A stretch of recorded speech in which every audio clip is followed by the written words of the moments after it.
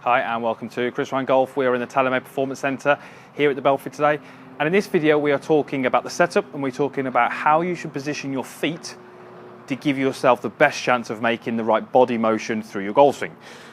So we're going to be talking about both feet. We're basically looking at how you position them, as I say, at setup. Now we're talking about whether we should have the feet pointing straight forwards or whether we should have some rotation or some flare in the feet pointing maybe slightly outwards. My preference would be to have both feet slightly flared outwards at setup. So if I show you what that's going to look like, I'm going to take my setup, hopefully pretty face onto the camera, and you can see there that both of my feet are pointing slightly away from me. I don't want you to get too bogged down with exactly how much, but I would say about 15 degrees. Although it's not easy to sort of visualize what 15 degrees is. It's not too excessive, but it's just about 15 degrees, okay?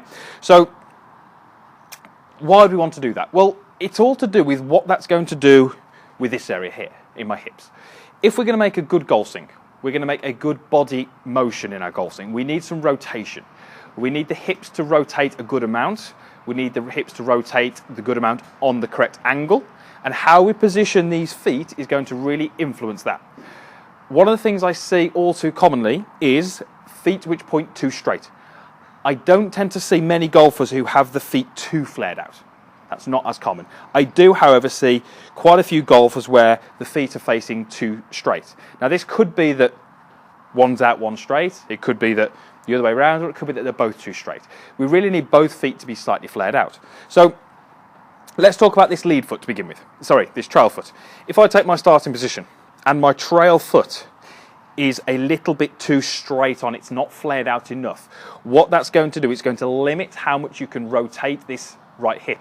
What that will generally tend to do is it will feel it will feel like you cannot open up this right hip enough, and it's going to feel like you can't rotate the hips enough. If you can't rotate the hips enough, you probably can't rotate the upper body enough. Therefore, you're going to do one of two things. You are probably going to finish your golf swing with a lift up of the arms, or in an attempt to get that body turning a bit greater or a bit more, you're going to start to lift out of your posture. As you can probably imagine, neither is a particularly good option out on the golf course. If we can get this right foot flared out by some amount, let's say about 15 to 20 degrees, what that's going to do is it's going to help your right hip move in and around behind you, which is going to cause this right leg to lose a little bit of flex. It's not going to straighten fully, but it's going to lose a little bit of flex, which is going to help your hips rotate. It will also help you turn those hips on an angle, where this right hip ends up a little bit higher than this left hip, okay? Having that right foot flared out is absolutely key in allowing this to happen. Often, I would get golfers to flare the right foot out, feel that the hips rotate a little bit more, and it completely changes the whole look of their golf swing. They are able to make a fuller turn in posture. They are able to get the golf club into a much, much better position. And it's amazing how much this foot can influence the rest of the golf swing. Let's look at the other foot. Look at the lead foot. If I take my starting position, if this lead foot is too square on, what that will do is it will basically do the same thing as this hip, but on the way through. It will limit my rotation this way. What that's going to mean is it's going to mean I can't rotate my hips as much as I'd like. If I can't rotate my hips as much as I like, you might find that this foot actually, through impact, starts to spin and twist a little bit on the floor, or you may well feel that you just have the feeling that you can't rotate fully through. You can't get this nice, completed, extended follow-through position. If we can have that foot slightly flared out, it's going to help us rotate through. It's going to help us lose our flex in our lead knee. It's going to help our lead hip rise a little bit as we go through, and it's going to give you much, much better chance of creating a sort of follow-through position more like this, which we tend to see from the better players. Often, the position of the feet is something that golfers overlook. They don't really understand the relevance to the rest of the golf swing, and therefore they don't really pay too much attention to it. Putting the feet in the correct position is one of the easiest things you can do. You just need to be aware of it. You just need to make sure you're doing it. It's not difficult. It's just, as I say, building into your practice and just making sure that you actually set up correctly. So, let me hit one.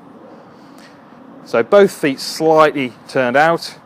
That's going to help me move the hips and the pelvis much better through the backswing and the downswing. And in turn, it's hopefully going to help you hit some better shots. Okay, pretty good. And just do one more for you. So as I say, both feet slightly flared out.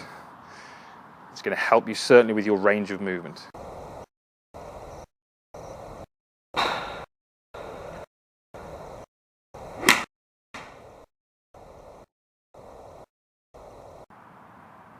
Okay, so both feet slightly flared out at setup. Definitely going to help you make a better move in the backswing. Definitely going to help you make a better move through the golf ball. And if we can do that, we'll hopefully hit some better shots, some better struck shots, some better flighty shots. And it's going to help you lower your scores when you get on the golf course. Okay, thank you very much for watching the video. Please post your comments down below, whether that's about this video or any of the videos. Please hit the like button if you like the video, that really just helped me. And please subscribe to my channel if you haven't done already. It just means that you won't miss any of my content. Okay, thanks again for watching, and we'll see you again next time.